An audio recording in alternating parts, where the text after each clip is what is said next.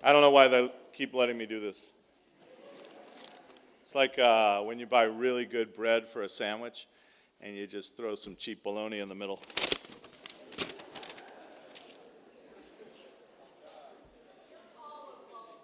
Here in my fifth and totally and completely normal year at Derryfield, I've had some time to reflect on my experiences. It's also my fifth year in New Hampshire, having moved from New York City.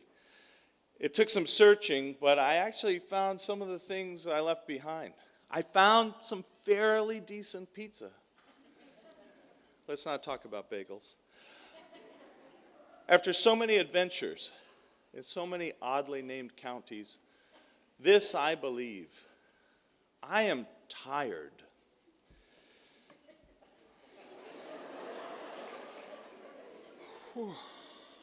I know, you're tired too. And we're not just talking about sleepy time tired. This is like bear in hibernation tired. This is like, am I supposed to be teaching right now tired? I mean, I understand. Part of it's my fault. I gave you all that math homework. But you stayed up till 2 in the morning playing Space Blaster 7, so that much is on you. Also to blame, perhaps, the constant state of crisis we've been living in for almost 2 years now, and the spectrum of loss that we've all experienced, that we've all had to endure. But what better place to endure than New Hampshire? Not that I've completely adjusted to this place. I knew that Wicked still happens here, and it doesn't refer to a musical. I even knew about your bizarre obsession with Dunkin' Donuts and Yankee Candle. I don't understand it, but I knew about it. But when my 7-year-old started saying room instead of room, I didn't see it coming. My wife started laughing, and I said, this is kind of our fault. We brought her here.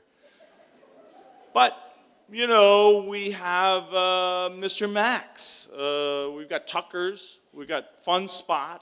And, like, there's some nature stuff. By the way, my first day of my teaching career here at Derryfield, I taught my classes, well, I started my classes with a thick Brooklyn accent.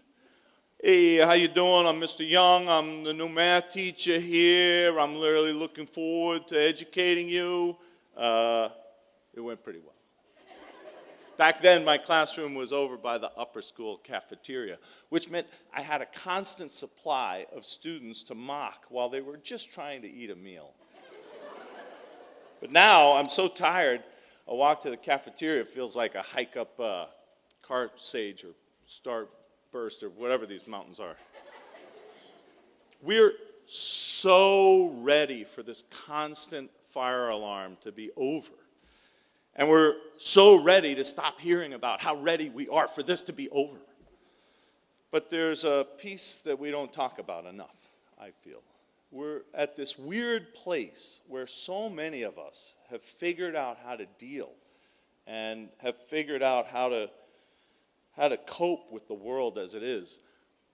But it's easy to forget that there's a lot of us who are not there yet.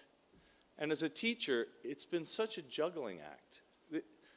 I know that I would give anything to restore your mental health and the sane world that you deserve. But a lot of us are just trying to get through the day. It's a mess, but I promise you, normal days are ahead. For reals, yo. There'll be more opportunities for Mr. Young to mess with you while you're just trying to eat lunch. And I know you're tired, but it's okay to be tired. I still don't know what a koas is. I think it's a tree. But, you know, what we do have, there's this store in Littleton. It's a candy store. It's called Chudder's. They've got all kinds of candy there. So we got that going for us. I'll get back there sometime because you can only be tired for so long before you wake up. Thank you.